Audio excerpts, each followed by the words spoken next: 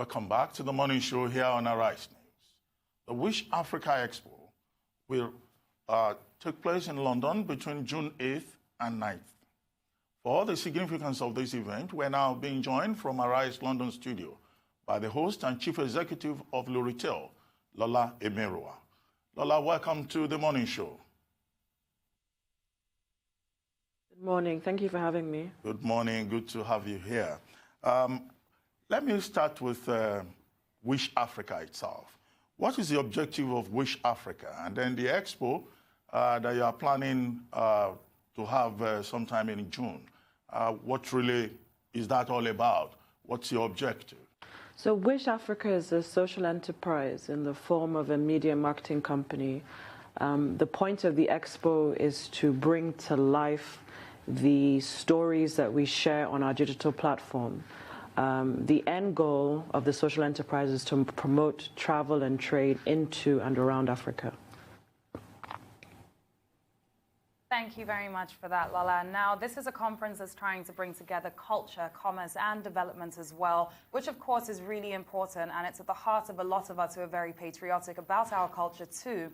Now, there's often said to be a thin line between the exploitation of our culture abroad and also how people then represent our culture. How exactly does the Wish Africa Expo plan to sell Nigeria's culture, or rather African culture as a whole, to a larger audience on the global market?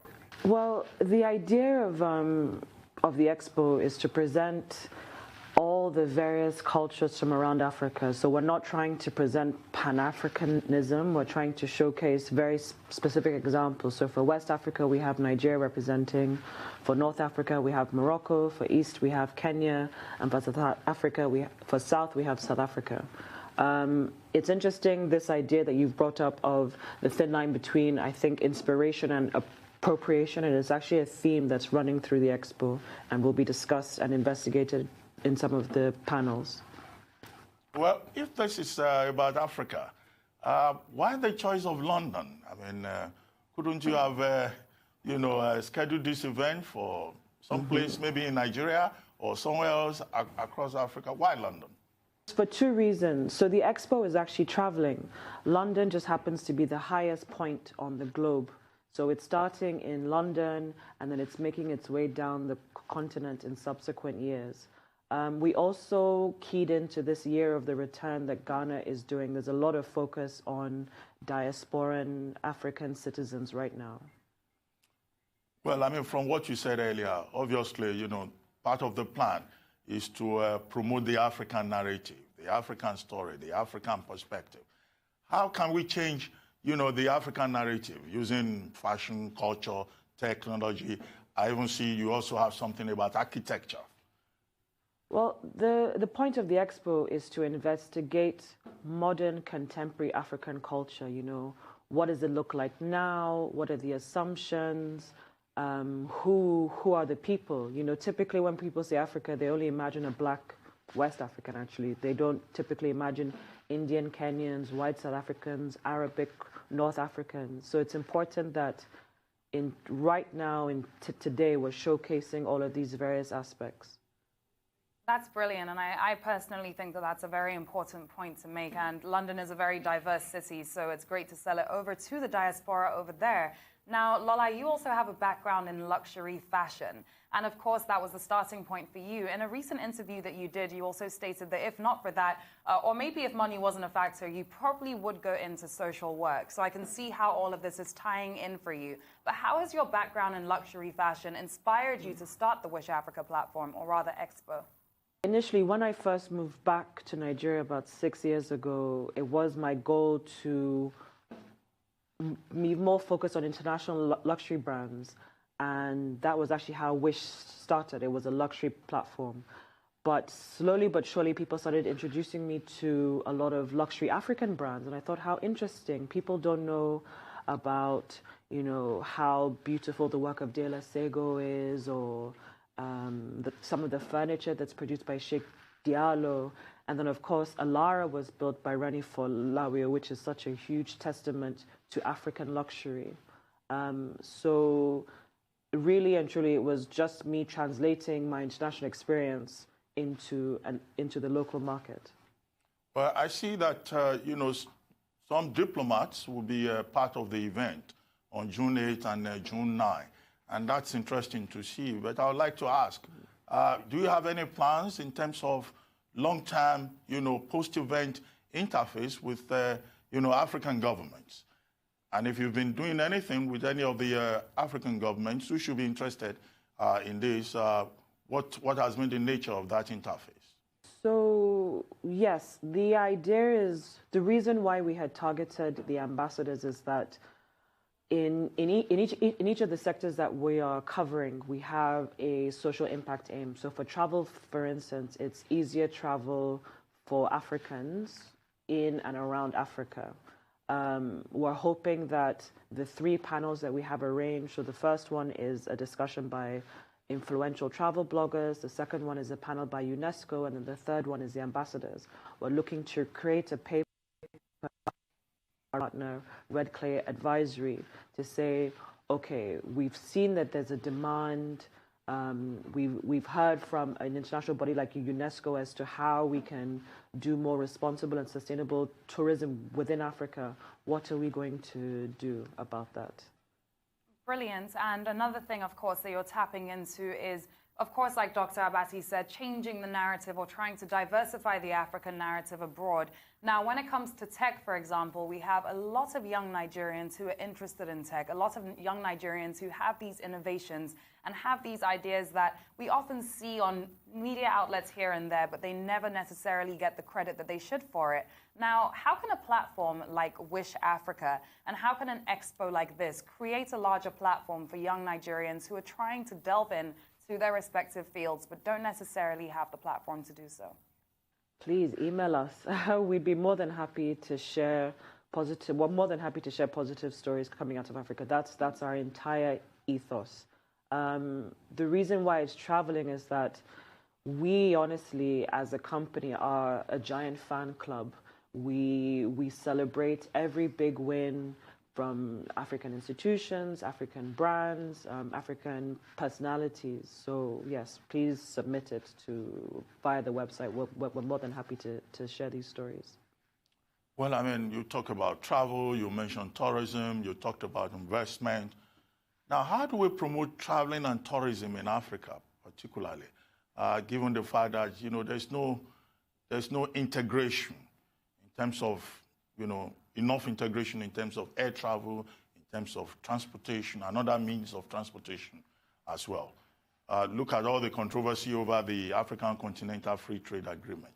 More than 22 countries have signed, yes, but countries like Nigeria, like Benin, like Eritrea have not yet signed. But what can we do to promote integration and to promote tourism?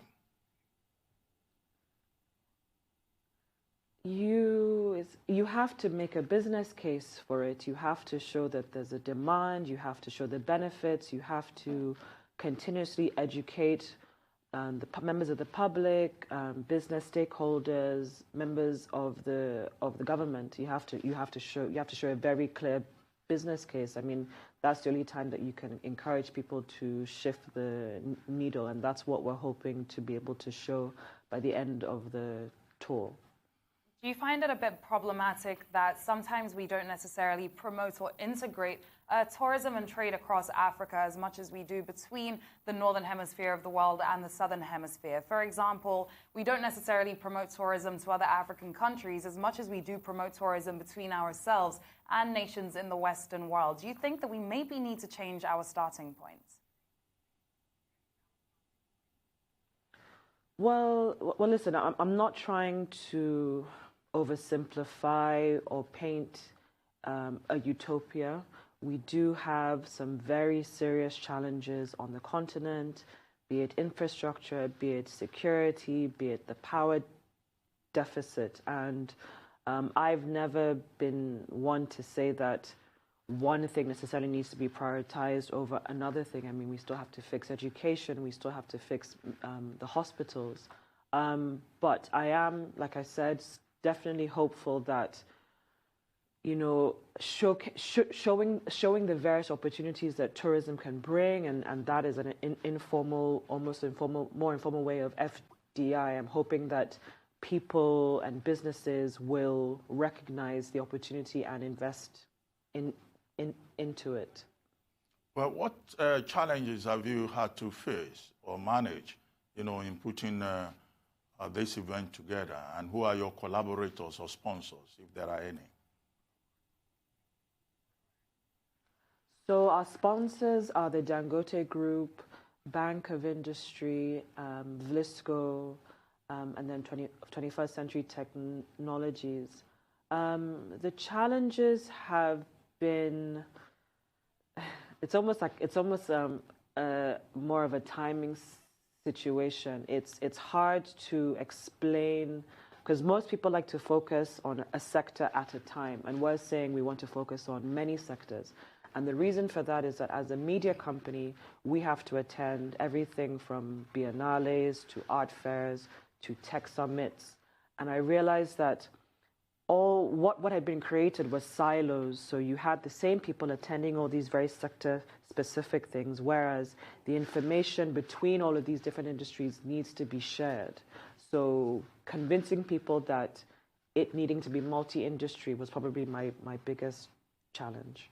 Now, speaking of art as well, one of the greatest issues that our artists face over here in Nigeria is the fact that they don't necessarily get paid enough for their work. If you walk into the markets, you can buy artwork for as low as 5,000 naira, yet these people should be getting more for their work, as we already know.